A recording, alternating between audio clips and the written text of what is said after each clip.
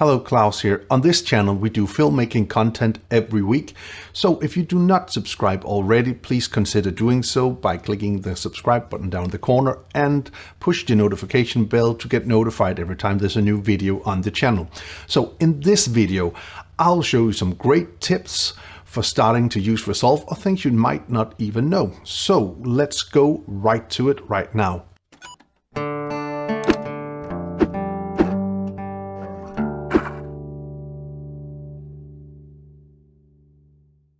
So here are 10 things you might not know about Davinci Resolve in a not defined order. First one, if you are using the editor and want to have a full screen, you can easily push Ctrl F for full screen to view your video and Ctrl F to remove it again. Tip number 2, use the middle mouse button to copy grades. You can easily do that by highlighting your clip in the color page, going to the clip you want to apply your grade from and push the middle mouse button.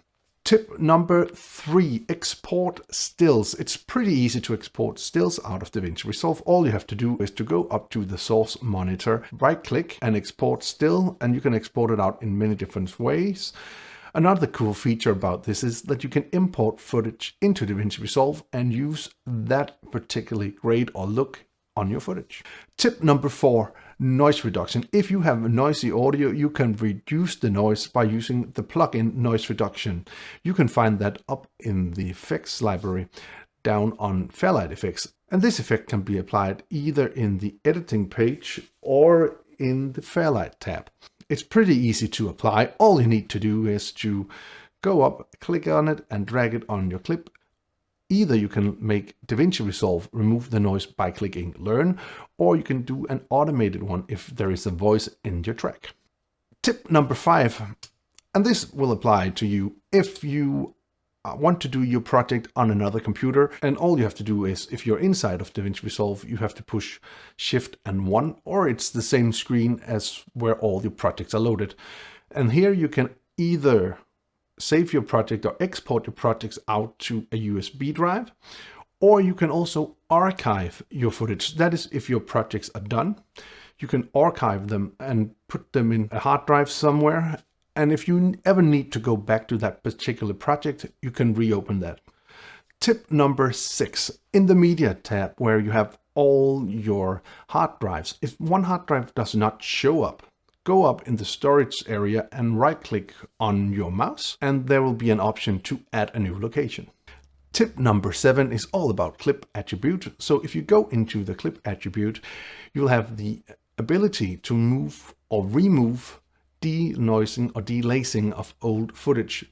And another very cool trick is that if you are doing some kind of a documentary where you're using old archive footage in a lower resolution, you can actually upscale that in Davinci Resolve to fit your current project. One thing to keep in mind though is that this is a very hard process for your computer, so it will not play back very well. A good tip to do would be to find the clips you need, do all the upscaling up front, and then render out the clips so you don't have to use computer power on it when you're doing your project. Tip number 8, if you're in the Fusion tab and the composition is not running smoothly, you have the ability to use proxies. Proxies can be selected by going down to the middle, right-clicking, and then select proxies. So now your footage should work better inside of the Fusion tab. Tip number 9, and it's all about exporting your films out of Davinci.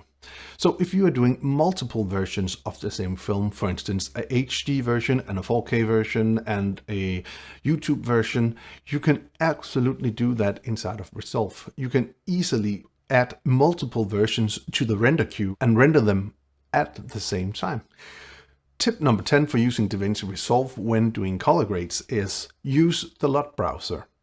You can easily go up in the LUT browser and look at the LUTs before you apply them. Remember, depending on which LUT you're using, some LUTs you can apply a correction before the LUT, and in older or in other LUTs you should apply them after.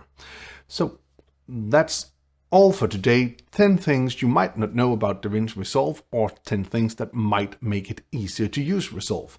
I hope you found this video useful. If you did, please hit that subscribe button, give the video a like, share it with your friends if you think it will help them out. And if you want to be notified every time there's a new video on this channel, please hit that bell icon down in the corner.